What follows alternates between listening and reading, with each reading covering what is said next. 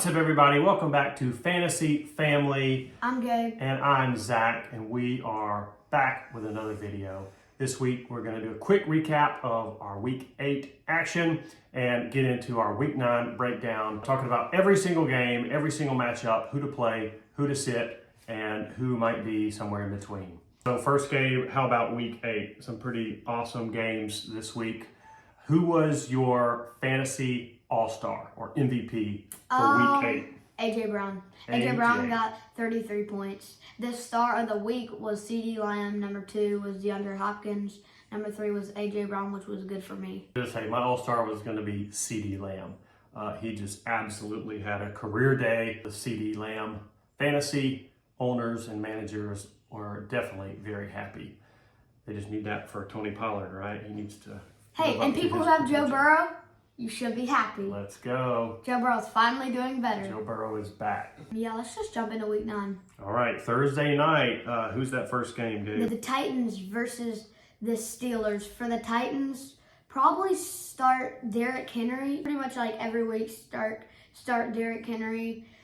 All the other players, not really. I mean, you can start DeAndre Hopkins if he's your only option. So 3 people that people probably maybe have been starting: DeAndre Hopkins questionable, Derrick Henry questionable, Tajay Spears questionable.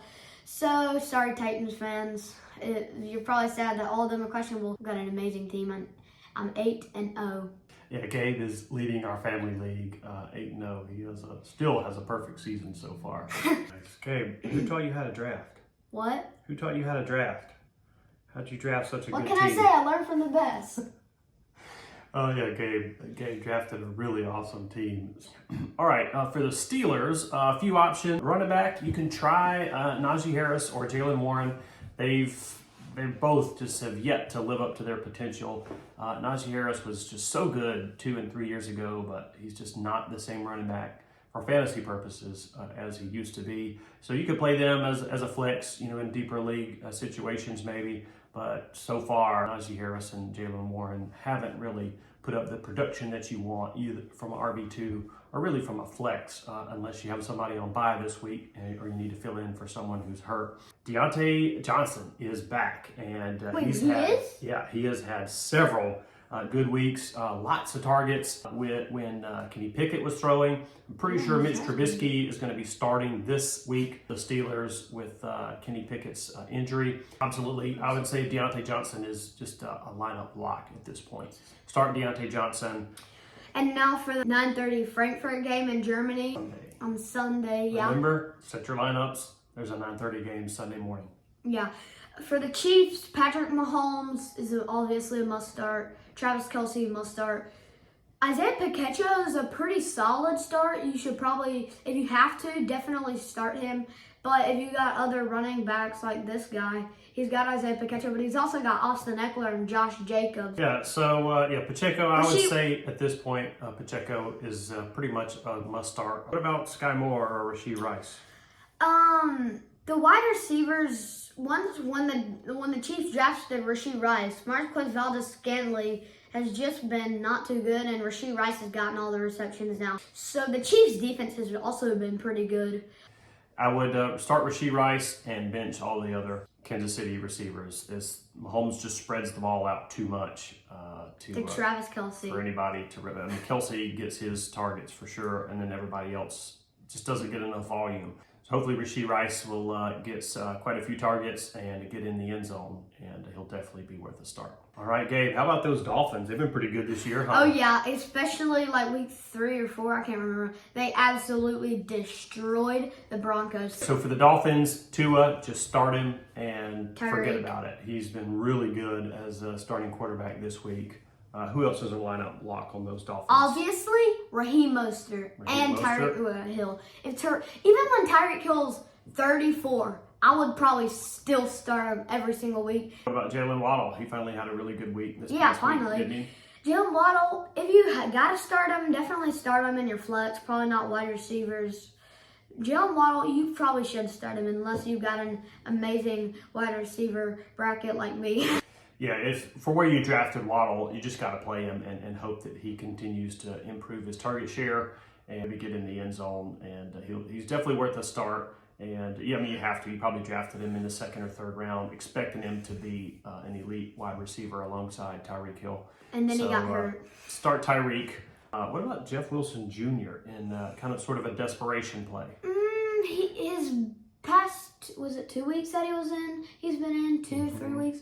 He has not improved. Raheem Mostert was just taking over Devon A-Chain. Like, Raheem Mostert is Devon A-Chain and himself combined. He's doing, like, really good. Yeah, so Raheem Mostert is the only Dolphins running back that I would start. A-Chain hopefully will be back maybe next week or the next week, depending on the Dolphins' bye. So once he comes back, I would just plug him back in, and hopefully his big play potential continues to be really good. Next matchup, the Vikings versus Falcons. For the Falcons, pretty much the only must start is Bijan Robinson. Desmond Ridder, pretty solid, not bad. Same for Drake London, but the thing about Drake London, he's questionable. Kyle Pitts, you probably don't start Kyle Pitts. I mean, obviously the kicker, Younghoe, start him.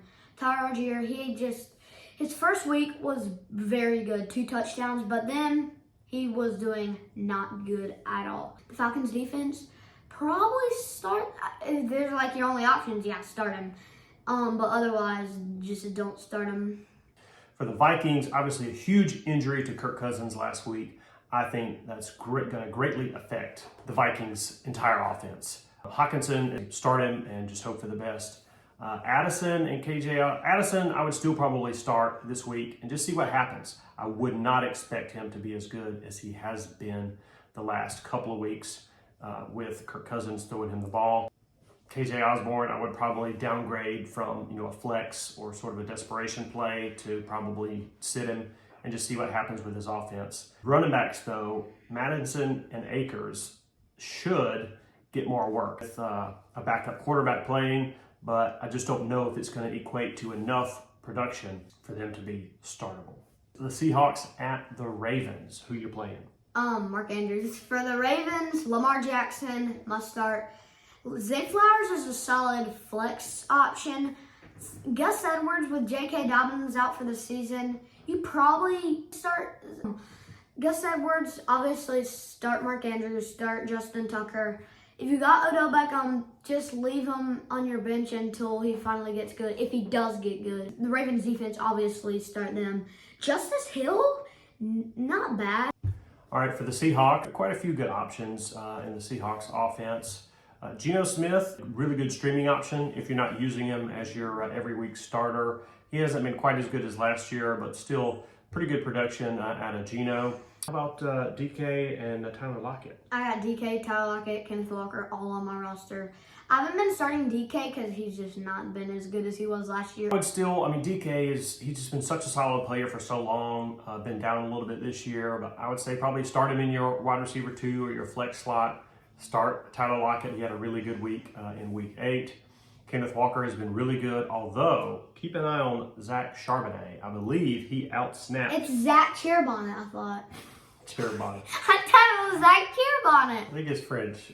Sure, he by a few snaps outsnapped Kenneth Walker. So keep an eye on that. If they start splitting that backfield more, keep an eye on Kenneth Walker's touches, how much he gets used in the passing game. For now, I mean, Kenneth Walker has been probably a top 5 running back so far this year. So hopefully he stays healthy. But Zach Charbonnet may become a deeper league flex option, or if he continues to get more and more touches, he might become a decent RB2.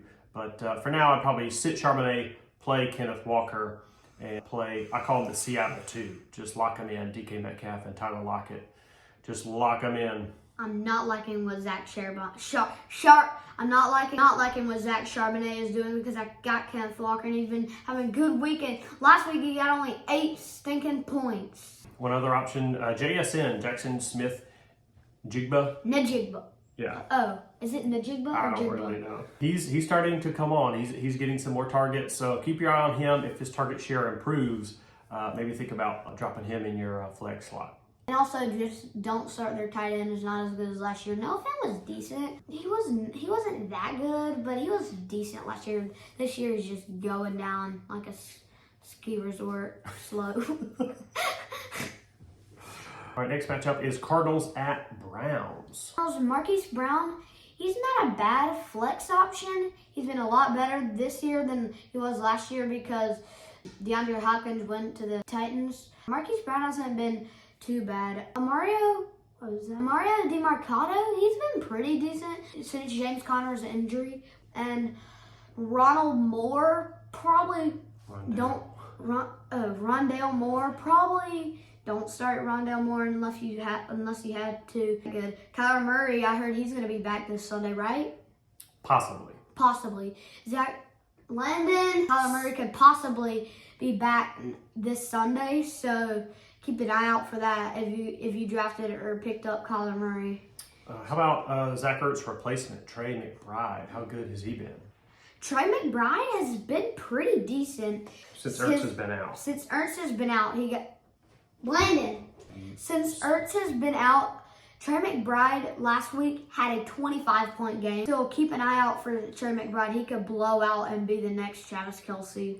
Absolutely. So if you have Laporta on bye this week or Kittle on bye this week, Trey McBride might be an option to pick up on waivers or if you haven't already, and start him in place of your main tight end on bye. All right, for the Browns, just keep an eye on Deshaun Watson and monitor his status. If he starts, start him. So just keep an eye on the injury reports, and then Sunday morning when the inactive list comes out, just to have somebody ready to start. All right, for the Browns backfield, Kareem Hunt and Jerome Ford are your main options.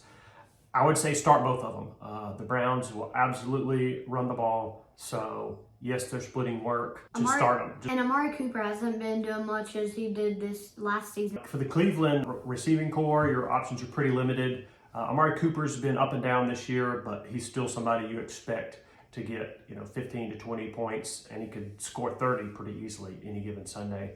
So I would start Amari Cooper and probably bench the rest of the Browns receiving core.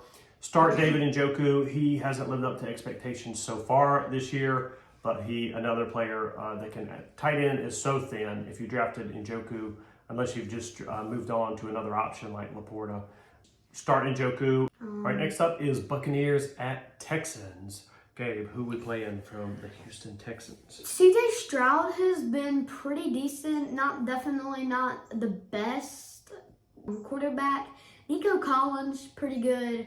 Tank Dell, he hasn't been that good. He didn't do that good since he's been back from his injury. Dalton Schultz, he hasn't been bad. Devin Singletary, you can start him if you got him and if he's your only option. Dameon Pierce, not as good as he was last year. Yeah. So for the Houston backfield, I would sit Dameon Pierce and Singletary. They're splitting carries even more. Even before Dameon Pierce was losing carries to Singletary, Dameon Pierce has just not lived up to expectations. So we're almost halfway through the year, and he's not taken off. So until further notice, I would bench all the Texans running backs. The only person you should start, if you gotta start CJ Stroud, start him. And Nico Collins, probably start him in like your flex.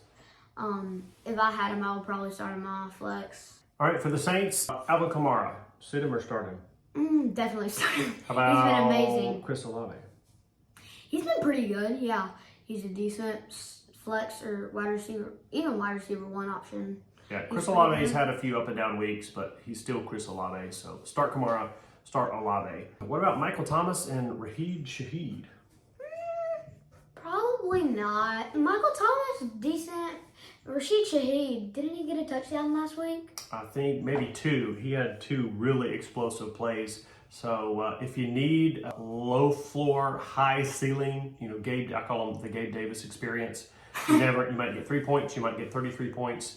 Probably not much in between. If you want a flex play that might score you 25 plus, hey, try Raheed Shaheed. I may do that this week with some players on bye. Michael Thomas hadn't been all that great so far this year. So just take a look. Let's take a look at the matchup. If you need him to fill in for an injury or a bye, you could play him, but just temper your expectations. For the Saints, a tight end, you could play Juwan Johnson. I think he's serviceable. Keep an eye on Taysom Hill. He had a really good week this past week, but not really as a tight end. He's listed as a tight end, so you could play him as a tight end, but sometimes he'll get direct snaps in a wildcat situation and maybe throw a touchdown. He'll get direct snaps sometimes and run the ball, more or less like a running back.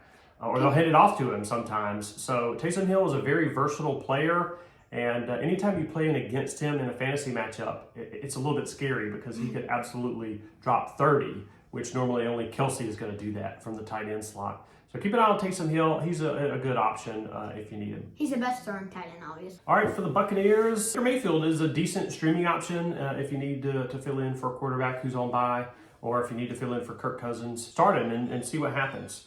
Unless Baker Mayfield doesn't play because he is questionable. Rachaad White is finally starting to come into his own. He's really, the last 2 weeks, had good games. He needs to get in the end zone. If he gets in the end zone, Rachaad White is going to absolutely be a good RB2. He's been getting some good games without a touchdown. Last week he had 17 points and I started him, and he got 17 points with no touchdowns. So if he got a touchdown, I would have won by a lot more. Receivers, start Mike Evans, start Chris Godwin, and hopefully they each get a touchdown and you'll be in good shape. The Bears, DJ Moore has been really good, especially that 49-point game a couple weeks ago with 2 or 3 touchdowns? 3 touchdowns, I think. Tyson Baggett, while Justin Fields is hurt, if you got a quarterback on bye, hey, maybe think about starting Tyson Baggett. Rashawn Johnson, he's not been the best. Dante Foreman is probably doing a little bit better. Cole Kmet doing pretty good. Once Khalil Herbert comes back, obviously start him. Darnell Mooney. His average is only 5.5. He's unplayable. Darnell Mooney is just don't start Darnell Mooney. The beginning of the season, not bad, but then he's just gone down like a big hill. Up next is Rams at Packers. For the Rams, Cooper Kupp, obviously a must start. Puka Nacua, he has not been bad unless he does not play.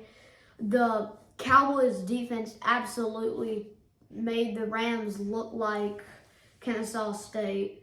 The Rams look like they're a high school team or something. The Cowboys defense crushed the Rams. Puka Nacua is pretty good. If Matthew Stafford doesn't play, he's probably going to play. Darrell Henderson, why Kyron Williams out, he hasn't been like amazing. He's been pretty decent. All right, Dave, what about Tutu Atwell? Tutu Atwell, he's been pretty good. Not a bad flex option. He's been pretty good. Their tight end Tyler Higbee, probably not that good. He's been decent. He did pretty good last year. Not a bad tight end option. What about the Packers? All right, for the Packers, I'd stay away from Jordan Love. He had some good weeks at the beginning, but his true colors are starting to show. You can start him if you absolutely need him. If you're in a super flex league or something with multiple quarterbacks you're having to play, but in your normal 10, 12 team league, 1 QB, there's better options out there than Jordan Love. I'd still play Aaron Jones. I'd still play A.J. Dillon. Dillon actually had a better game than Jones last week. Play both of those, and hopefully one or both of them could get into the end zone and really pay off for you. I would play Christian Watson. He was so good last year. I know he's going to become that player again this year. He's dealt with some injury issues. Obviously, Jordan Love needs to start targeting him more. So play Christian Watson. I'd play Romeo Doubs and Jaden Reed, especially in deeper formats in your flex spot. If he gets a touchdown or a deep play, he'll pay off. So think about him as a possible flex option. Luke Musgrave is a good tight end option for Green Bay. Next matchup, the Commanders at Patriots. For the Patriots, Ramondre Stevenson may be a good flex option. Probably wouldn't start him as one of your running backs. Mac Jones, don't start him until he gets good. Ezekiel, don't start. Devontae Parker, probably not either. Kendrick Bourne, he's been pretty good this year, and now he's hurt. So maybe if you got some good wide receivers on a bye, maybe think about Juju, and he might be decent. The tight end, Hunter Henry's been pretty good. He's a good tight end option. What about the Commanders? Oh, you mean the Redskins? Don't call them the Redskins, please. For the Washington Commanders, Sam Howell has been surprisingly good for a rookie starting QB. You probably have better options out there, but he's definitely a possibility you could start. Hey, how many points did he get last week? I don't know. 31. Really? Yeah, I think he got 31 points last week. Crazy. Brian Robinson, not bad. The Commanders backfield, Brian Robinson is a decent option, hasn't lived up to his potential. You probably drafted him in a spot where you need him and you need him to produce. So I would stay away from him if you can, but if you don't have the flexibility, just start him and hope he gets enough carries and maybe gets into the end zone to make it worth it. Somehow, Antonio Gibson has just been terrible this year. Like, Antonio Gibson has been looking like a thing of trash laying out in front of your garage. Terry McLaurin has been a pretty good option so far this year, so if you got him, I'd say start him. Curtis Samuel's questionable, so just keep an eye on the injury reports as to his status. Jahan Dotson, pretty good. I think he's going to continue to get better and better, so maybe start Jahan Dotson in your flex. Tight end, Logan Thomas is a pretty decent tight end option. He's tight end number 10, averaging 10.46 points. So he's a pretty decent tight end option. 4 o'clock games, the late games on Sunday. The first one is Colts at Panthers. Jinx. Panthers, Adam Thielen, amazing wide receiver option. Bryce Young, he's been way worse than we thought he was going to be. We thought he was going to be really good and change the Panthers, but turns out their only win was last week. Miles Sanders, he's been pretty decent. Not really. No. Average is 7 points. So I would say... Miles Sanders, probably not a great option. Same for Hayden Hurst. Probably don't start Hayden Hurst. And the Panthers have just been, like, really bad this year. So hardly any of their players are startable. Pretty much your only must-start that you, like, start no matter what is Adam Thielen. Start Adam Thielen every week. Yeah, I would start Thielen and sit pretty much everybody else. Miles Sanders has been very substandard. For the Colts, Gardner Minshew has been pretty good as a backup quarterback, filling in for the injured Anthony Richardson. If you need him, start him, and hopefully he has another good game. Gabe, what about Jonathan Taylor and Zach Moss? They've both been having their share somehow because Michael Pittman Jr. has just been shooting off to space really good. Zach Moss and Jonathan Taylor, probably both. You should probably start them. Yep. Michael Pittman Jr., if you're like, this guy's got a lot of flex options, probably should start him. So for the Colts receiving core, start Pittman. At this point, I'd say you start Josh Downs. He's been really good, getting quite a few targets. And Alec Pierce is another option, in deeper leagues or if you need him in a pinch. Next matchup is Giants at Raiders. While the Raiders offense has been pretty bad, especially on Monday Night Football last week, Raiders are just very disappointing. So as bad as the Raiders offense has been, I would still start Josh Jacobs. I would still start Devontae Adams and Jacoby Myers. They were both had very, very low games on Monday night. But chalking that up to the Detroit Lions doing a good job of keeping Jimmy Garoppolo on the ground and on the sidelines. Lots of 3-and-outs, lots of punts.